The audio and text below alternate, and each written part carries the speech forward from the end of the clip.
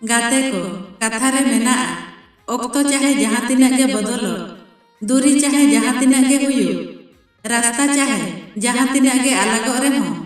जहाँ सरी ताहेना उनी रुवड़ काते जरूरे हिजुआ ओका जो मनमी रूपते